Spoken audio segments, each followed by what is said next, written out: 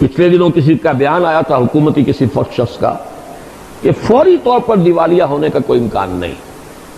اب اس کے between the lines کیا تھا کہ دیوالیہ تو ہونا ہی ہونا ہے، بس تھوڑا سا یہ فرق جو ہے وقت کا ہے. فوری طور پر دیوالیہ ہونے کا کوئی امکان نہیں. یہ شر ہے، لیکن اس شر کے پردے میں بہت بڑا خیر آ رہا. عسیٰ ان تکرہوا شیئا وہو خیر لکم وعسیٰ ان تحبوا شیئا وہو شر لکم واللہ یعلم وانتم لا تعلمون. ہو سکتا ہے کہ تمہیں کوئی چیز ناپسند ہو درحالے کہ اسی میں تمہارے لیے خیر ہو، اور ہو سکتا ہے کوئی چیز تمہیں پسند ہو حالانکہ اسی میں تمہارے لیے برائی ہے. تم نہیں جانتے، اللہ جانتا ہے.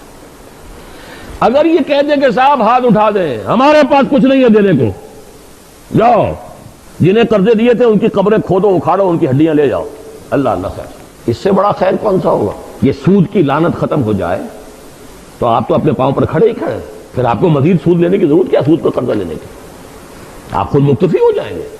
اس کے بغیر خود مکتفی، خود انحصاری ناممکن. کتنا ہی آپ واز کہہ لیں، کتنے ہی آپ فنڈ کھول دیں، کتنے ہی آپ اس کے لیے اپیلیں کر دیں، باہر والے جو ہیں ڈالر بھیجیں، سب بینکوں سے بھیجیں، ویسے ہنڈی سے نہ کچھ کر لیں، کچھ نہیں. خود انحصاری آئے گی صرف اس راستے سے. اور یہ کر سکتی تھی کوئی بڑی انقلابی طاقت، یہ قدم اٹھا سکتی. انقلاب کے بعد تو ہوا کرتا ہے کہ انقلابی قیادت جو ہوتی ہے انہیں معلوم ہوتا ہے کہ ہماری قوم ہمارے ساتھ، ہم جو کہیں گے، ہم کہیں گے فاقہ کرو، فاقہ کرے گی. لیکن عام سیاسی حکومت سے تو اس کی توقع نہیں ہوتی.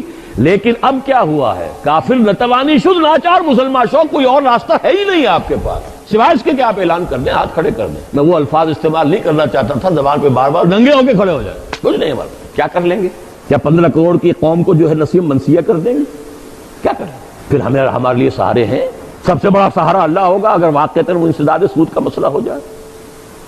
باہر کا معاملہ کریں گے تو اندر بھی تو کچھ کرنا پڑے گا. کچھ تو شرم آئے گی نا کہ دنیا کو کیا کہیں گے، اپنے اندر بھی ختم کریں. یہ ساری چیزیں میرے نزدیک بہت بڑا پازیٹیو ایک پہلو ہے ان حالات کا جو ہمارے سامنے آ رہا ہے.